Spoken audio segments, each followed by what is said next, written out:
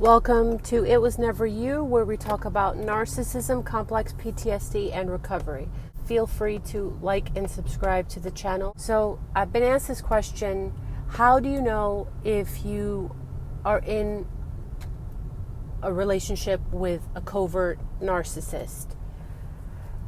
What we have to understand is narcissists display predatory behavior. So I know this may seem like it's out there, but it makes sense in my head. And as a pedophile grooms the child in order for them to be abused, the predatory behavior is the same. So in the beginning stages, it's called love bombing. You can attribute that it's the same type of grooming behavior. So you have to think of it in that manner. You're dealing with a predator, even though they may appear, as a covert narcissist does, as a wolf in sheep's clothing. So they have the image that they are a sheep. However, underneath there obviously is laying in wait a wolf. So the number one way that I would say that you can see if somebody, and again, these are not all inclusive, and people that have been abused may display these traits. So that is a disclaimer. Number one, you get that gut instinct that something is not right or it is too good to be true. Now, this is obviously not all cases. I have to disclaim that again, because sometimes it can just be love at first sight, and this person you stay with for the rest of your life. But it's like you have this instinct and you feel like something's not right. And people that have grown up in an environment of toxicity are more likely to have these repeat offenders come into their lives. So you know that something feels off. This feels like it's moving too fast, but you've never had somebody like this in your life. And they're telling you that you're their soulmate. And they're telling you that they want to have children with you. And they've moved in already. And it's only been a month. Hold on a second.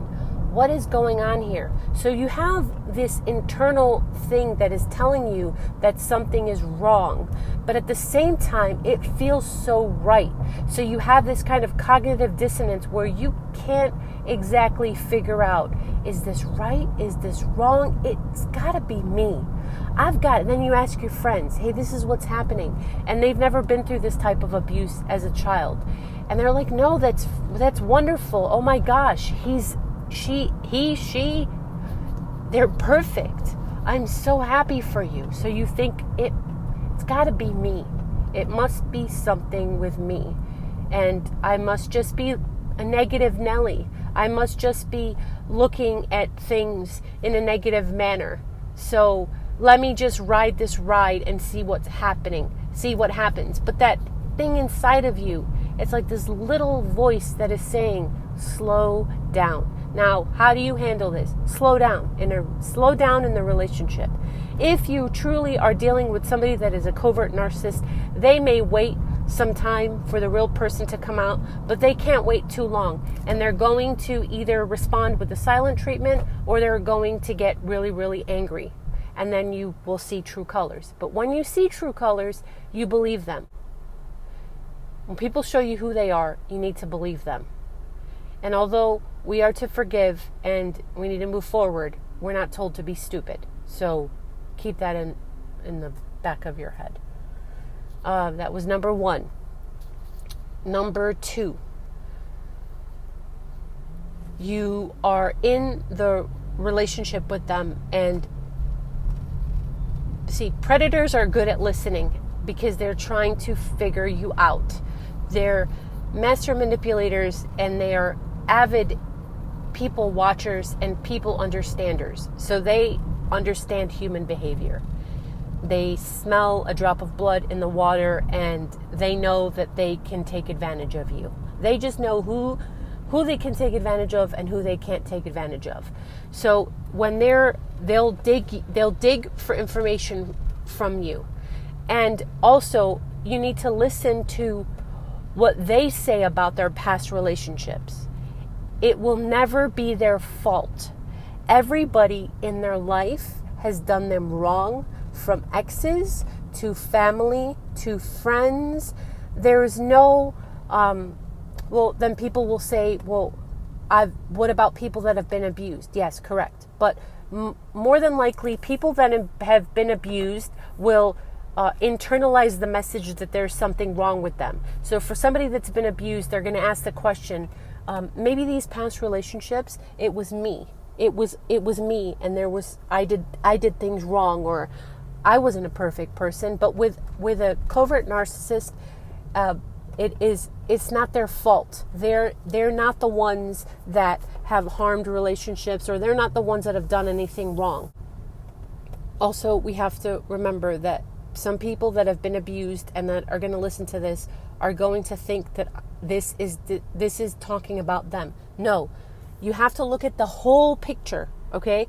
Now, people that have been abused by narcissistic abuse and do not speak to their family or do not have relationships with their family, that is something different that we're talking about. So if you think that you're toxic and that you're a narcissist, I will err on the side of you are not, because a narcissist does not sit there and think that they are toxic or that they need to better themselves or that there is something wrong with them. Another flag that you want to be looking for when you're in a relationship, or another thing that you want to maybe try to do, is don't respond. Like, if you're in the beginning of a relationship, don't respond to a text message and see what happens. Do they freak out? Do they flip out? Do they get angry? Do you get the silent treatment? Or just